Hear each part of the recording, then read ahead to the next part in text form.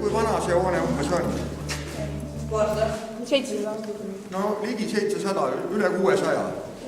Kui Saksa ristirüütid Eesti vallutasid, teatavasti Saaremaal oli 2 väikse riigi osasid. Ordu keskuseks oli Pöide, seal kus on praegu Pöide kirik, ja Saare lääne piiskopkonna peamine pealinn oli Haapsalu, aga kuna Saar oli ikkagi eraldatud, siis piiskop otsustas ka endale rajada siia Kuressaarde ühe võimsa kindluse, sest kogu aeg pidi ju katma välisvaenlaste rünnakuid, pidi katma kohalike talupoegade ülestõuse ja teinekord läks tüliks ka selle teise keskaegse väikeriigi Liivi orduga ja sellepärast oli siia niisugust võimast kindlust vaja. Tol ajal ehitati kaua aega, võib-olla kuni 100 aastat, aga kuskil 15. sajandi teiseks veerandiks oli kõik enam-vähem sellisel kujul valmis, nagu praegu on.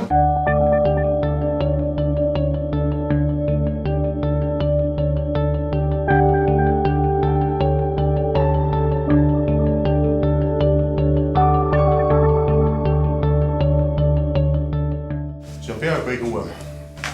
Sai valmis 2005. aastal, meil on sinna tegelikult muuseumist, nagu võiks öelda isegi. On olemas ekspositsiooni osas, mis sai valmis 1985. aastal, on olemas osasid, mis sai valmis 1987. Ja Loodusosakond sai valmis 1993, siis oli pikk pausi ja siis avasime siin 3 saali ja tänavu 13. mail avasime veel ka torni.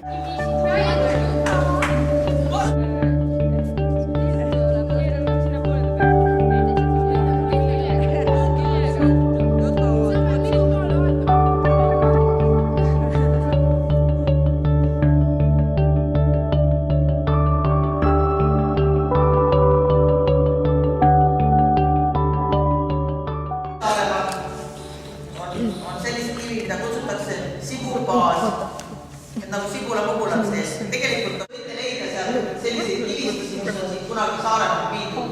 Need on üle maailma laiali erinevad kivistusi Saaremaal.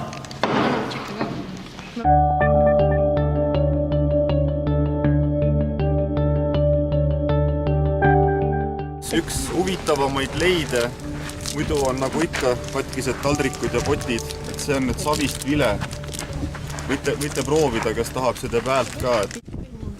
Ühesõnaga, ümber lossi 2 ringmüüri, nende vahel vallikraav ja siis on alles 3. selline suurte tornidega ringmüür ehitatud. Et kokku oli 3 ringmüüri. Selle kaevandi me tegime paar nädalat tagasi, siin samas on näha lagunenud esimest ringmüüri, et siin on hästi madalaks lammutatud ja lagunenud see serv.